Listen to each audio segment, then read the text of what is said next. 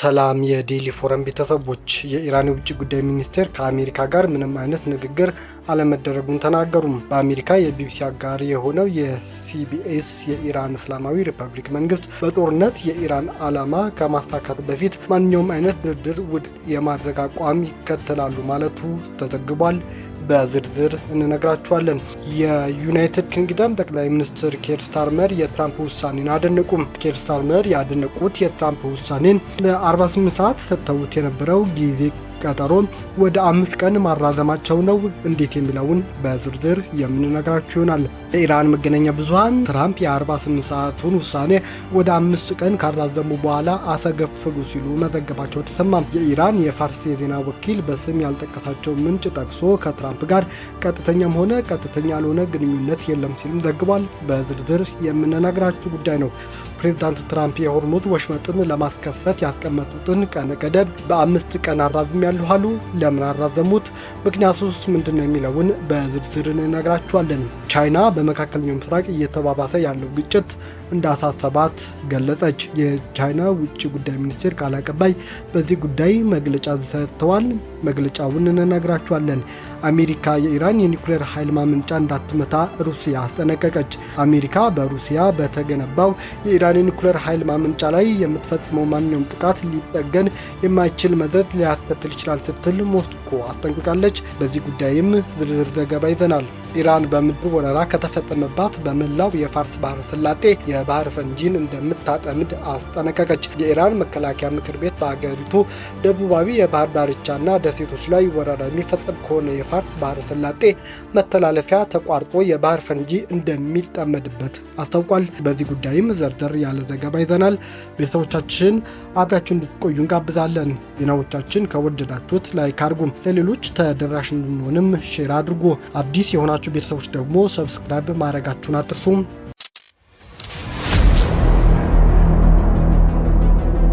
የኢራን ውጭ ጉዳይ ሚኒስቴር ከአሜሪካ ጋር ምንም አይነት ግንኙነት አለመድረጉን ገለጸ።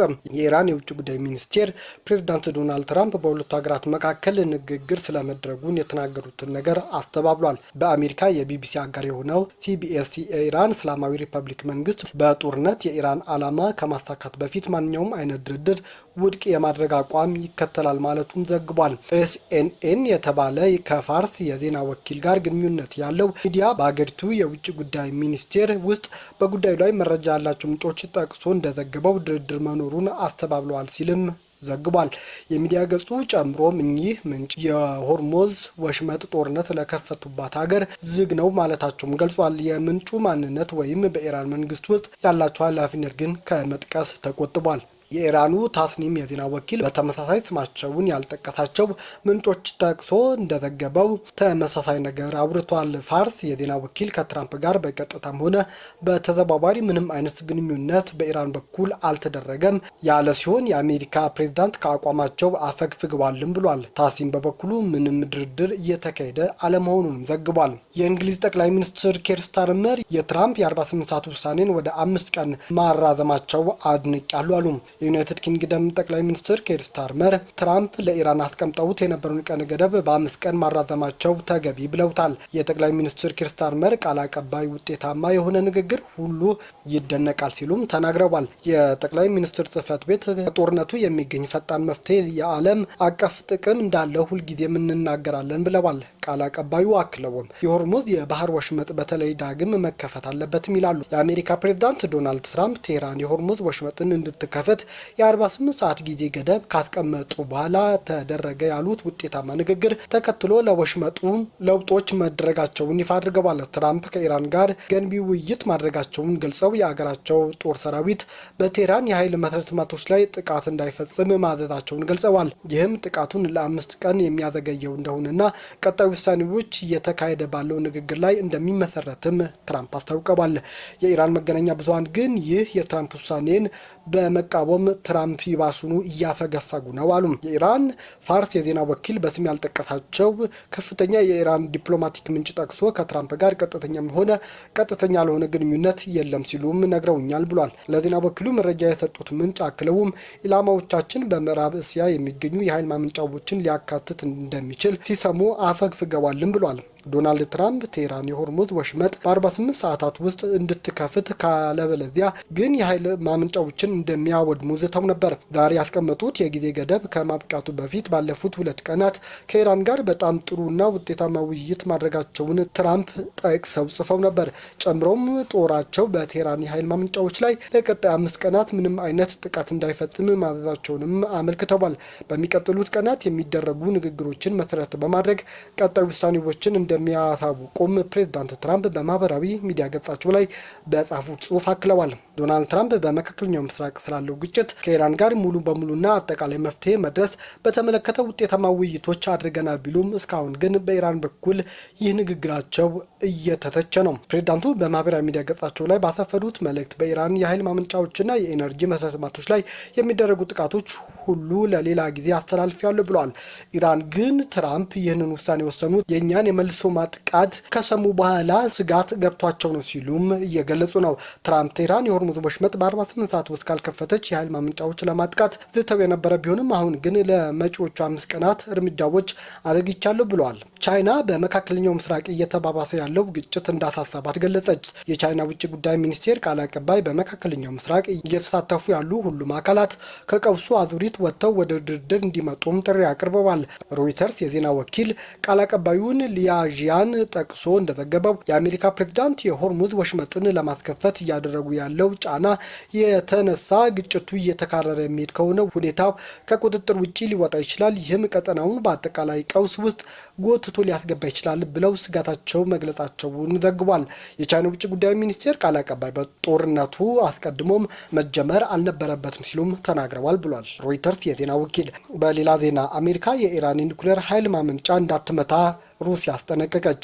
አሜሪካ በሩሲያ በተገነባው የኢራን ኒውክሌር ኃይል ማመንጫ ላይ የምትፈጽመው ማንኛውም ጥቃት ሊጠገን የማይችል መዘዝ ሊያስከትል እንደሚችል ሞስኮ እያስጠነቀቀች ነው። የሩሲያ መንግስት ቃል አቀባይ ዲሚትሪ ፔስኮቭ ዛሬ መግለጫ በሰጡበት ወቅት ፕሬዚዳንት ዶናልድ ትራምፕ የሆርሙዝ ወሽመጥ የማይከፈት ከሆነ የኢራን የኒውክሌር ማመንጫዎችን እንደሚያወድሙ ስለመዛታቸው እንደተጠየቁ አሶሺየትድ ፕሬስ ዘግቧል። ቃል አቀባዩ ምላሽ ሲሰጡ አስከፊ በሚባል ደረጃ የተወጠረው የመካከለኛው ምስራቅ ሁኔታ ሊፈታ የሚችለው በፖለቲካና በዲፕሎማሲያዊ አማራጮች ብቻ እንደሆነም ተናግረዋል። ፔስኮቭ አክለውም በኒውክሌር ተቋማት ላይ የሚፈጸም ማንኛውም ጥቃት እጅግ አደገኛ እንደሆነም ሊጠገን በማይችል መዘዝ የተሞላ እንደሆነም ገልጸዋል።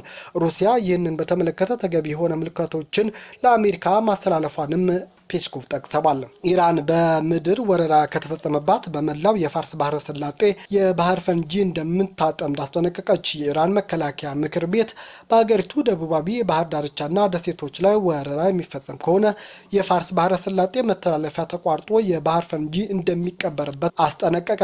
የአሜሪካ የዜና ምንጭ አክሲዮስ ያወጣው ዘገባ እንደሚያመለክተው የፕሬዝዳንት ዶናልድ ትራምፕ አስተዳደር ኢራን የሆርሙዝ ወሽመጥን እንድትከፍት ለማድረግ የሀርግ ደሴትን የመውረር ወይም የመዝጋት እቅድ እያጤነ እንደሆነ ተዘግቧል። ፕሬዝዳንት ትራምፕ የምድር ጦር ወታደራቸውን ሊያሰማሩ አቅደዋል የተባለው የሀርግ ደሴት ኢራን ለውጭ ገበያ ከምታቀርበው ድፍድፍ ነዳጅ ውስጥ 90% ይተላለፍበታል። ይህ አይነቱ ዘመቻ የሚከናወነው የአሜሪካ ጦር በሆርሙዝ ወሽመጥ ዙሪያ ያለውን የኢራን ወታደራዊ አቅም ይበልጥ ካዳከመ በኋላ እንደሚሆንም ምንጮች መናገራቸውን የአክሲዮስ ዘገባ ያሳያል። ዛሬ ባወጣው መግለጫ ይህንን እቅድ የጠቀሰው የኢራን መከላከያ ምክር ቤት በምድር ወረራ የሚፈጸም ከሆነ በመላው የፋርስ ባህረ ሰላጤ የባህር ውስጥ ፈንጂ እንደሚቀርብ ዝቷል። የኢራን ባህር ዳርቻም ወይም ደሴቶች ኢላማ የማድረግ ማንኛውም ሙከራ በተፈጥሮ እንዲሁም በታወቀው ወታደራዊ ልምድ መሰረት ሁሉም መተላለፊያ የፋርስ ባህረ ሰላጤና ሁሉም የባህር ዳርቻ ፈንጂ እንደሚቀበርባቸው ይደረጋል ብሏል።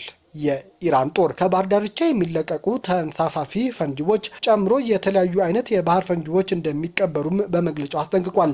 በዚህ አካሄድ መላው የፋርስ ባህረ ሰላጤ ለረጅም ጊዜ ከሆርሙዝ ወሽመጥ ጋር ተመሳሳይ ሁኔታ ውስጥ ይሆናል ሲል አክሏል። ይህ ለመሆኑ ኃላፊነቱን የሚወስዱት አጥቂዎች ናቸው ሲልም ጉዳዩ የበለጠ ትኩረት እንዲሰጠው አድርጓል። በ1980ዎቹ ከመቶ በላይ የባህር ፈንጂ አምካኞች ጥቂት የባህር ላይ ፈንጂዎችን ለማስወገድ እንዳልቻሉ መዘንጋት አይገባውም ሲልም የሚወሰደው እርምጃ የሚኖረውን መዘዝ ጠቅሷል። የኢራን መከላከያ ምክር ቤት አክሎም ጠብ ጫሪ ያልሆኑ ሀገራት በሆርሙዝ ወሽመጥ ማለፍ ይችሉበት ብቸኛ መንገድ ከኢራን ጋር በመነጋገር እንደሆነም ገልጿል። የእስራኤል ጦር ከኢራንና ከሂዝቦላ ጋር የበርካታ ሳምንት ውጊያ ይቀረኛል አለም። የእስራኤል መከላከያ ሰራዊት ከኢራንና ከሊባኖስ ሂዝቦላ ጋር በሚደረገው ጦርነት የበርካታ ሳምንታት ውጊያ ይቀረኛል ብሏል። የጦር አቀባዩ ቃል አቀባይ ብርጋዴር ጀኔራል ኤፍ ዴፍሪን በሰጡት ጋዜጣዊ መግለጫ ኢራንና ሂዝቦላ ላይ የተጨማሪ በርካታ ሳምንት ውጊያ እንደምንጋፈጥ እንጠብቃለን ብለዋል። የመከላከያ ሰራዊቱ ዋና አዛዥ ኢዚያል ዛሜር እስራኤል ሂዝቦላ ላይ የምታካሄደው ዘመቻ እንዲራዘም የሚደረግ እቅድ እንደጸደቀ ገልጸዋል። ዋና አዛዡ ሂዝቦላ ላይ የተከፈተው ዘመቻ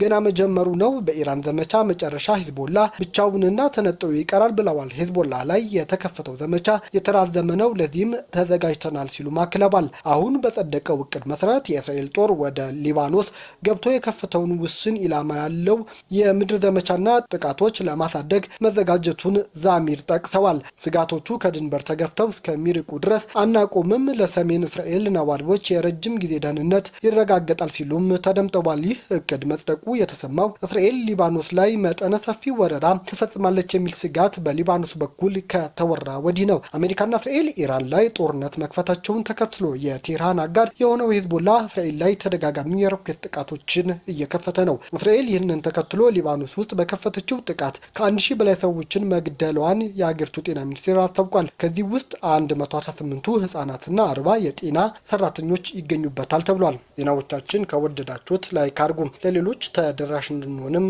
ሼር አድርጉ። አዲስ የሆናችሁ ቤተሰቦች ደግሞ ሰብስክራይብ ማድረጋችሁን አትርሱ። ሰናይ ጊዜ